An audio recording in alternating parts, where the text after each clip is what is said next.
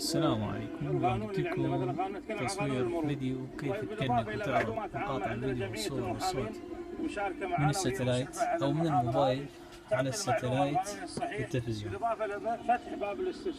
أول شيء نشغل الستلايت، وهي طريقة بسيطة. نكنك الستلايت على الإنترنت، ندوس الدقمة الزرقاء المكتوب سكان باللغة العربية بحث، تطلع الشبكة مالتك المفروض ابنان.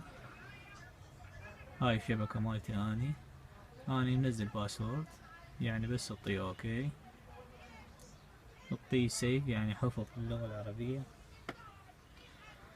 هسه تطلع المفروض علامة صح قدام الشبكة الاني مشترك بيها او مكنك عليها، مو بعيدة، هي بصفة قريبة بس يعني طلعت علامة صح. نطي خروج، صارت كونكتد، خروج مرة ثانية. هاي القناة ايدي لعلم والاطلاع، ضاعف الصورة، شوف الوضوح. هسه نفحص، نطي يوتيوب، شوف اشتغل يوتيوب، يعني اولى يوتيوب بمميزات، يعني كأنك انترنت، وممكن يوتيوب بمميزات موفيز بأغاني وافلام ونيوز وكوميديز وجيمز وسبورت وكلها، يعني رياضة وهاي السوالف. وبهذا البحث اطلع من هاي الميزة الاولى بالجهاز. الميزة الثانية بعد بي قنوات بدون صحن، هذني يستخدموهن اللي بالخارج. عندك هاي قناة الجزيرة، هن تقريبا 217 قناة، هذني بس على الانترنت بدون صحن، يعني حتى اذا مطت الدنيا تقدر تشغلها انت بالبيت على الانترنت، لان الانترنت ما يروح للمطر. خوش حكي.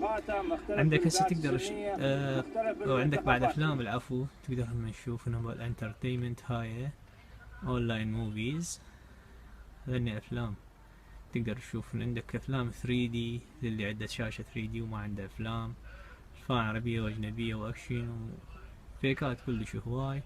هسه الطريقة اللي نعرض بيها، نروح على الموبايل، نشغل الموبايل، لأن البرامج المطلوبة اسمها IMEDIASHARE وفيليبس تي في، وذاك الأخير هذا مال الريمونت، وهذا اليوتيوب، وهذا صور والصوت ومقاطع فيديو نعرض من عنده. نشغله، هذا إعلان نلغيه، صور، ميوزك، نيتورك، فيسبوك، فيديو. نختار الفيديو، نروح على مقاطع فيديو، نختار أي مقطع فيديو يعجبنا. مثلا عندنا هذا مقطع فيديو، نختار الاختيار الثاني أو ماي ديفايس، يعني يقول لك الموبايل أو ستاند راندر، هاي يقول لك الريسيفر، نعطيه اوكي.